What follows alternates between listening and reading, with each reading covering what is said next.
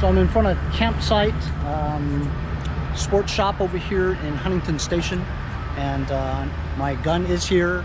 It is a Smith & Wesson M&P 15 22 long rifle caliber. I've waited 20 days for them to process it, 5 days for it to ship here, got it here, but they won't release it to me today. Why? Because it has an A2 muzzle brake on it, and it's on a 16-inch threaded barrel.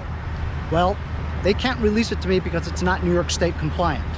I had bought a pistol grip, the featureless one, the shark fin one, which is legal in a lot of other gun shops, but unfortunately Campsite does not recognize that as a New York State compliance featureless grip. The only grip that they sell that they will release it to me with is a Thorson, which costs $150. So it is what it is, you know. They're a business, they need to make money. They will only release rifles that are compliant to their policy. So they sell only one featureless grip. That's the one. There are no gunsmiths here in Suffolk County, at least one that's willing to do a weld and pin job on a barrel. And I even brought them a thread protector to put on there to weld, but they don't have a gunsmith to do it.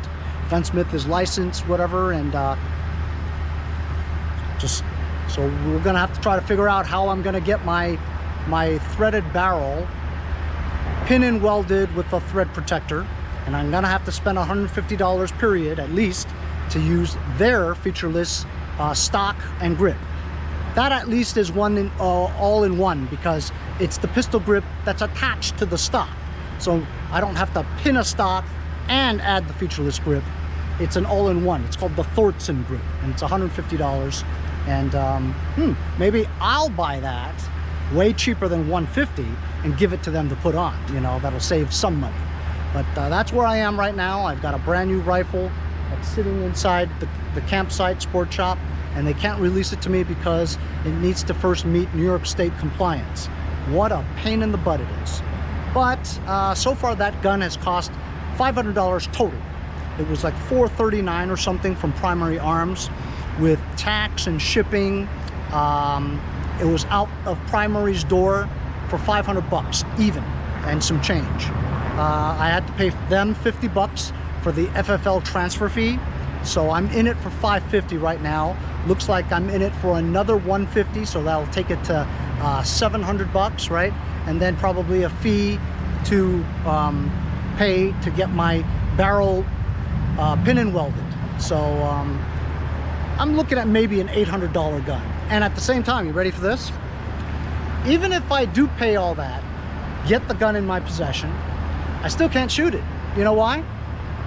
Because I have 8 magazines, 22 long rifle Smith & Wesson M&P 15/22 caliber magazines. I have 8 of them ordered, haven't got any of them yet. So I don't even have a magazine to shoot the ammunition if I wanted to. So I have a feeling that it's going to be another month before I get any magazines or even get my gun to play with, you know?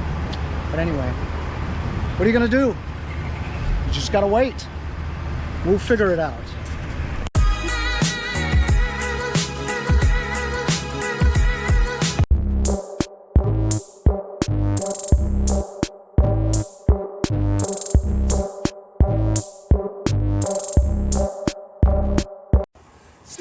Next time on Mowers and Blowers.